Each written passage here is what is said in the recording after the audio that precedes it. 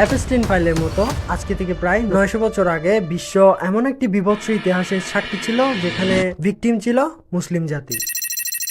এই শহরে 1098 সালে খ্রিস্টান হিস্টোরিয়ানদের লেখার মধ্যে আসে যে তারা মুসলিমদের লাশ সিদ্ধ করে খাইছে, বড়দের লাশ, প্রাপ্তবয়স্কদের লাশ এবং শিশুদের লাশ স্পিড রোস্ট করছে। ইতিহাসের পাতায় এমন কিছু গল্প লুকিয়ে আছে যা মানবতাকে প্রশ্নবিদ্ধ করে। সেই বর্বরতা কি শুধু অতীতের অন্ধকারে সীমাবদ্ধ, নাকি আধুনিক মোড়কে তা আজও বিদ্যমান?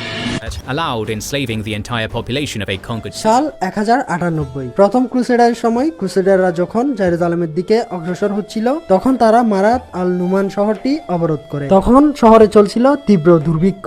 ইউরোপীয় ইতিহাসবিদ রবার্ট দামস তার বর্ণনায় লিখেছেন, আমাদের সৈন্যরা মৃত তুর্কিদের মাংস টুকরো টুকরো করে সিদ্ধ করে খেত এবং অনেক সময় তারা আগুনের উপর ভিজিয়ে মাংস ঝলসে নিয়ে ক্ষুধার নিবৃত্ত করত। অনেক ক্ষেত্রে মুসলিমদের মনে আতঙ্ক ছড়িয়ে দেওয়ার জন্য তারা ইচ্ছাকৃতভাবে এই খবর প্রচার করত। এর ফলে তৎকালীন মুসলিম বিশ্বে ক্রুসেডারের প্রতি চরম ঘৃণা ও ভয়ের সৃষ্টি হয়েছিল। খ্রিস্টান ইতিহাসবিদরা লিখছে যে তারা এমন ভাবে ম্যাসাকার করছে যে রাস্তায় কিছু কিছু জায়গায় পায়ের গোলারি পর্যন্ত মানুষের রক্ত ছিল। হাজার বছর পেরিয়ে গেছে, সভ্যতার সংজ্ঞা বদলেছে, কিন্তু মানব জাতির অন্ধকার কি সত্যি বিলীন হয়েছে, নাকি তা আরো সূক্ষ্ম এবং আরো বিভৎস রূপে ফিরে এসেছে আধুনিকতার আড়ালে? Nobles preferred the taste of adult Muslims while common soldiers ate the children.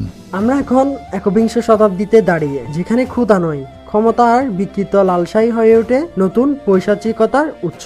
New ইয়র্কের ঝলমলে আলো থেকে ক্যারাবিয়ান নির্জন দ্বীপ, যার সাম্রাজ্য ছিল ক্ষমতা, অর্থ এবং বিকৃত লালসার উপর প্রতিষ্ঠিত। এখানে ক্ষুধা ছিল না, ছিল অঢেল সম্পদ, কিন্তু সেই সম্পদ ব্যবহৃত হয়েছে কোমলমতি শিশুদের জীবন ধ্বংস করতে। তাদের বিকৃত আকাঙ্ক্ষা পূরণের জন্য শিশুদের ব্যবহার করেছে, তাদের ভবিষ্যৎ গিলে খেয়েছে। আর আজ অ্যাপস্টিনের মতো ব্যক্তিরা নিজেদের বিকৃত আনন্দ আর ক্ষমতার জন্য নিষ্পাপদের জীবন শোষণ করছে। ইতিহাস আমাদের কি শিখায়?